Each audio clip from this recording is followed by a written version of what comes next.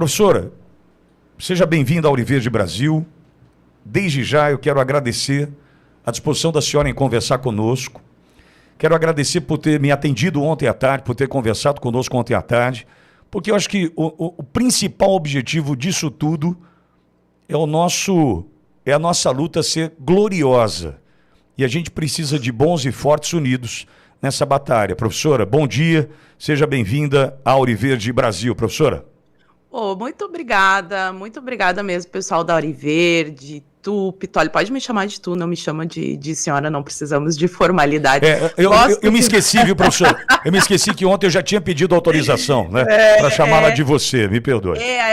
Vocês falam você, né, que eu sou do Sul, então eu falo tu, não é porque eu sou rude, é porque acaba saindo, mas eu estava assistindo aqui, entrando antes, a gente teve uma dificuldadezinha aqui com o Zoom, mas eu acompanho, infelizmente, devido ao meu trabalho, não consigo também todos os dias, mas eu gosto demais da Rádio Auriverde, admiro o teu trabalho, sempre vi a luta de vocês são guerreiros mesmo, né? Uma rádio que tem coragem de falar sobre o 8 de janeiro, sobre toda a censura, a gente sabe o quão perigoso é para os comentadores falarem sobre a censura que acontece hoje no Brasil. Vocês têm esse jornalismo independente e corajoso que eu sempre admirei, embora a gente nunca tivesse se falado, Pitoli, eu sempre senti que tu é uma pessoa honesta, que faz um trabalho bacana, e aí eu é que quero pedir desculpas e perdão aqui, aproveitar esse espaço que vocês estão me cedendo, porque a confusão toda envolveu a Auriverde sem a Auriverde estar envolvida, então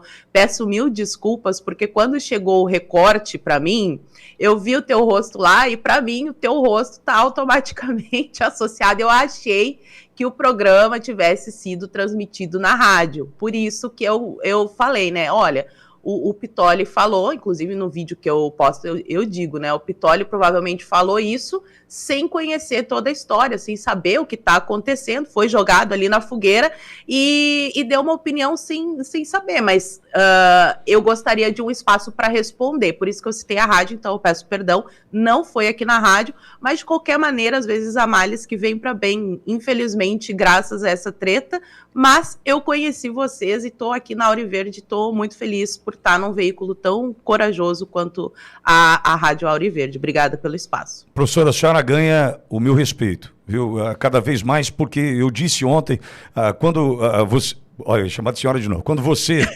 Desculpa, é força do hábito. É que professora, para mim, né, é que quando tem o título de professora, nós aprendemos a chamar de senhora, né? Por isso. Mas quando você ontem me disse que já conhecia o nosso trabalho, a primeira coisa que eu lhe disse foi: a minha vergonha só aumenta, porque eu disse isso, a minha vergonha só aumenta, porque você conhece o meu trabalho e eu não tinha tido tempo de conhecer o teu trabalho. Mas, diante da repercussão ontem e da maneira carinhosa, como todos ontem trataram desse assunto, defendendo a senhora... perdão. Defendendo, me perdoe. Pode chamar de senhora. Se escapar, me perdoe. Pronto. Defendendo você, né, eu entendi o seguinte: merece todo o meu respeito, merece todo o meu apreço, e convidei, fiz questão de ouvi-la. Por quê? Vou lhe dizer, professora, isso aconteceu na quinta-feira à tarde, não foi na Auriverde. Eu estava numa condição de noticiarista, que a gente chama. Eu não sou ali comentarista, eu sou noticiarista. E quando tudo começou a acontecer, eu tentei entender, porque eu não sabia o que de fato estava acontecendo. E quando a palavra voltou para mim e eu precisei me posicionar, e você sabe, professora, quando a gente é cobrado de comentário, a gente precisa fazer o comentário. Sim. O meu comentário, por mais infeliz que tenha sido, do ponto de vista de dizer, isso sugere ser caça-likes, a leitura que fiz inicialmente foi a seguinte: e nós sabemos disso, se nós tivermos aqui só notícias boas, se tudo for céu de brigadeiro, paz e amor, a audiência reage de uma forma. Se tiver treta, confusão, briga, a audiência reage de outra forma. Sim. E aí, naquele momento, quando eu vi briga, eu falei assim, Isso é caça-likes. Isso está sugerindo caça-likes. Porque Sim. eu sei, por exemplo, até contei para você ontem, professora, aqui em Bauru, quando nós fazíamos o jornal com notícias meramente locais, né, você não imagina. Você não imagina, professora, Cláudio, que é comentarista da rádio, está aqui comigo, certa vez precisou voltar correndo para a rádio, porque o presidente da Câmara foi me ameaçar, pediram, enfim, uma série de questões que traziam audiência para a rádio. Então, Sim. qual foi a primeira conclusão que eu tirei? Pô, caça likes. Então, eu aqui peço publicamente desculpas, eu não tenho nenhum problema em lhe pedir desculpas, porque admito absolutamente meu erro. Agora, ao mesmo tempo, eu quero que você entenda assim, professora, a gente sabe que briga é audiência. Sim. Aí eu falei, pô, será que esses dois estão querendo audiência? Eu estou no meio dessa pancadaria. Né? Foi jogado na fogueira. Puta fogueira que eu entrei, professor. Então, já de cara, eu preciso fazer isso para ouvi-la também, viu, professora? Tá, não, tudo bem. A grande questão é a seguinte: já vem de alguns dias. Eu não vou citar outras emissoras aqui, tá? Para não complicar. Mas eu posso falar nomes ou melhor não? Bom, todo mundo já sabe qual que é a treta, né? Com quem é que é. Não, todo mundo sabe com quem que é a treta, não adianta eu esconder o nome. Mas enfim. Se eu te chamei, professora, é para a senhora ficar à vontade. Tá. A minha questão é a seguinte. O Pavinato ganhou esse programa em uma emissora conservadora, da qual eu era assinante, entendeu? Então, eu, como assinante, como uma pessoa que colocava dinheiro nessa emissora, eu fiquei chateada ao ver um veículo de comunicação que tem uma linha editorial conservadora dando espaço para uma pessoa que até pouco tempo atrás estava pedindo a cabeça dos conservadores, estava fazendo live com o presidente da CPMI das fake news. E todo mundo sabe que a censura, a perseguição aos conservadores começou ali em 2019, 2020, época de pandemia, muita coisa foi censurada, os conservadores sendo perseguidos, como o tal gabinete do ódio, que seria financiado através do governo Bolsonaro. Então, acusavam o Bolsonaro de nos passar pautas, de nos passar informações para que a gente agisse pagos na internet a mando do governo, e isso nunca aconteceu.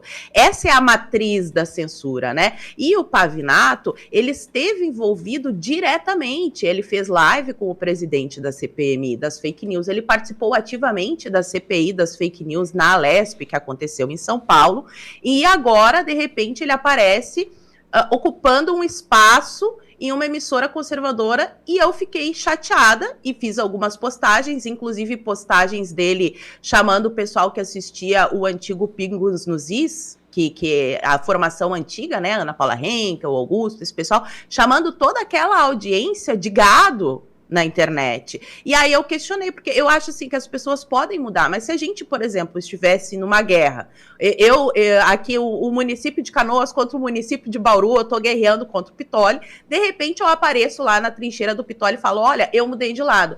O Pitoli, no mínimo, vai me perguntar, tá, mas até ontem tu estava lá, e eu devo essas explicações ao Pitoli para participar da trincheira dele, é assim que eu enxergo. É óbvio que as pessoas podem mudar, mas a gente não pode apagar o passado e simplesmente fingir que não existiu. Existem pessoas que saíram ali aquela galera sapatênis, aquela galera isentona que durante o mandato do Bolsonaro fez de tudo, pediu processo de impeachment, lutou contra o lockdown, e essas pautas foram defendidas pelo Pavinato, né? O Pavinato entrou com pedido de impeachment, escreveu artigos para a Folha de São Paulo, dando motivos para o impeachment do Bolsonaro, e uma das razões que ele apontava é porque o Bolsonaro defendia a liberdade das pessoas e o Pavinato defendia o lockdown, e ele não toca mais nesse assunto, né? Então, eu nunca fiz, aí ele te chama para o programa e mente, porque ele fala que a Paula Marisa estava fazendo uma campanha na internet para que deixassem de seguir o Pavinato, para que desmonetizassem o Pavinato, e eu não fiz isso em momento algum.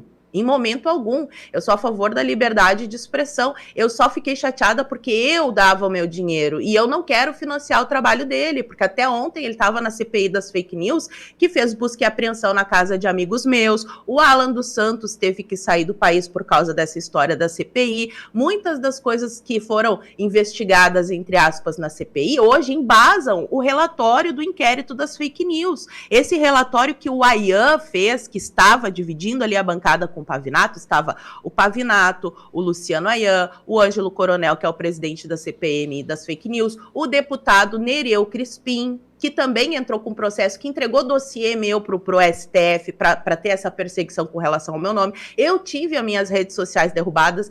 Então, assim, acho justo esse questionamento. Quando eu vi que o posicionamento do veículo de comunicação era de, não, nós queremos, né, mudar um pouco a nossa linha editorial, não sei, tá no direito deles, assim como tá no meu direito de cancelar a assinatura, mas eu não fiz em nenhum momento. Ele me acusa de ser o Sleeping Giants da direita, que eu mando o meu exército para atacá-lo. Essa é justamente a matriz dos inquéritos das fake news, né, que existe uma milícia organizada. Eu não tenho milícia organizada, eu sou professora, sim, né, sou especialista na área de supervisão, educação, orientação educacional. Eu falo muito sobre ideologia de gênero, inclusive eu tenho um livro escrito que é o mínimo sobre a ideologia de gênero, mas ali eu falo com ele até na condição de cidadã que assinava um veículo e ficou triste com a mudança editorial. Todo mundo tem o direito de mudar, assim como eu tenho o direito de não assinar, de não gostar da mudança, e tá tudo bem, eu não tô fazendo perseguição nenhuma. Agora, no momento que ele me chama de professora de um palavrão que eu não vou dizer porque eu sou educada, eu fiquei bem chateada. E outra coisa, porque quando ele foi candidato a vereador de São Paulo, na eleição de 2020, ele falou que ele seria o candidato para defender a causa das crianças LGBTQIA+. E esse é um assunto muito caro para mim, porque eu sou autora de um livro que fala sobre a ideologia de gênero. Então, eu gostaria de saber o que ele pensa a respeito desses assuntos. E foi o que eu questionei. Todo momento no meu vídeo, não é porque ele fez uma crítica ao Bolsonaro, todos têm o direito de criticar o Bolsonaro, mas eu faço esses questionamentos pontuais, inclusive do processo que ele moveu contra o Bolsonaro, por o Bolsonaro ter feito uma piadinha que a ivermectina matava as bichas, e ele entrou com um processo na PGR, no Ministério Público. Isso não é uma simples crítica, eu acho que ele deve isso para a audiência, que até ontem ele chamava de gado. Eu acho que esse é o mínimo que ele deveria fazer. A confusão toda, para resumir aqui, não ficar muito tempo ocupando o programa com esse assunto, que eu sei que vocês têm coisas mais importantes, é que no final de semana, sem ser esse último, no retrasado, a Ana Paula Henkel faz uma declaração no programa 4x4, falando a respeito das pessoas que estão tendo essa mudança. Ela não fala especificamente do Pavinato, ela está comentando ali uma matéria da Folha de São Paulo. Todo mundo sabe o que a Folha de São Paulo fez. Aí agora aparece a Folha de São Paulo defendendo a liberdade de expressão, falando sobre o caso do Felipe Martins. Pô, a gente estranha. E foi isso que a Ana Paula Henkel comentou, né? Ela falou, eu não quero ficar na mesma trincheira de quem até ontem estava pedindo a minha cabeça, de quem ficou em silêncio quando eles foram censurados no Pingo nos Is. E aí eu falo no meu vídeo, a Ana Paula fez esse comentário com relação a essa matéria da Folha, mas eu, Paula Marisa, vou expandir isso porque eu estou vendo aqui o Pavinato, que tem esse mesmo comportamento, que chamava a audiência do Pingo nos Is de gado, que quando a Ana Paula Henkel e o Augusto Nunes e todo o pessoal foi censurado na Jovem Pan, ele ficou quieto. E aí eu cobro de novo os posicionamentos dele. E aí que aparece você na treta. Porque ele fala, porque ela meteu a Ana Paula Henkel na treta. Não, eu como produtora de conteúdo, eu faço um vídeo onde eu comento vários assuntos. Então, a minha thumb, que é aquela imagenzinha que aparece pro pessoal, eu procuro fazer geralmente uma coisa irônica, porque é do meu gênero, eu faço uma crítica sarcástica, irônica, é da minha personalidade. E eu fiz ali ela como a Daphne, tirando o capuz do Scooby-Doo e aparece a cara do Pavinato. Mas a gente nunca deve julgar um texto pela manchete. Acredito que toda a audiência da Hora Verde é extremamente qualificada a ponto de não fazer isso. A gente vê uma manchete, lê o texto e sabe o que está acontecendo. Então, o Pavinato não assiste ao meu vídeo, não vê que eu falo, olha, a Ana Paula Henkel não falou do Pavinato. Eu estou estendendo a análise para o Pavinato por causa disso, disso e disso. E aí ele fala ainda junto contigo, além de me chamar de caça-clique, que não é, porque está muito bem explicado ali todo o vídeo, depois quem quiser assista, ele ainda diz que ligou para Ana Paula Henkel e que a Ana Paula Henkel me desmentiu. E isso ficou muito feio para ele, porque ontem a Ana Paula Henkel foi para o Twitter e falou que nunca houve essa ligação, ela nunca falou com ele.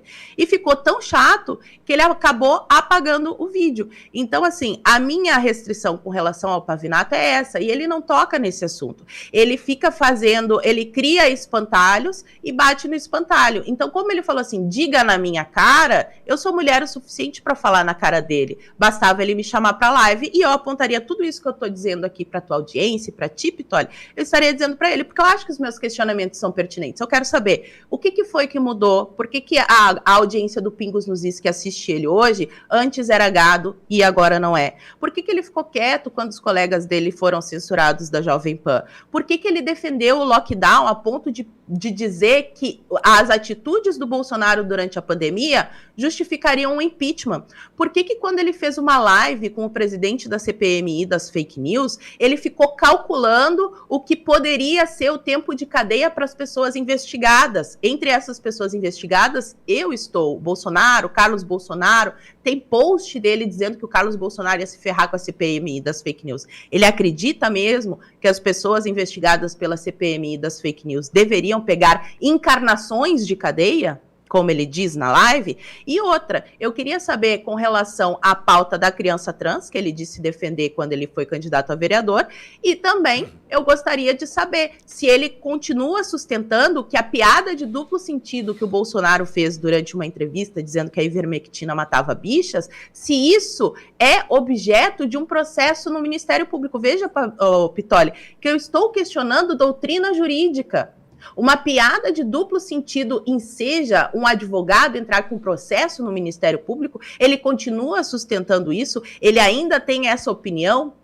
A doutrina jurídica é essa mesmo? Então são esses os pontos que ele me desafiou a falar na cara dele. Eu falo, é só ele me chamar numa live, porque eu, de coração, gostaria de ver essas respostas. E a atitude que ele está tomando está me fazendo cada vez mais pensar que ele está apenas ali fazendo um personagem para ganhar dinheiro em cima da audiência conservadora, que é a que mais cresce no Brasil atualmente. Então, basicamente, essa é a explicação da treta.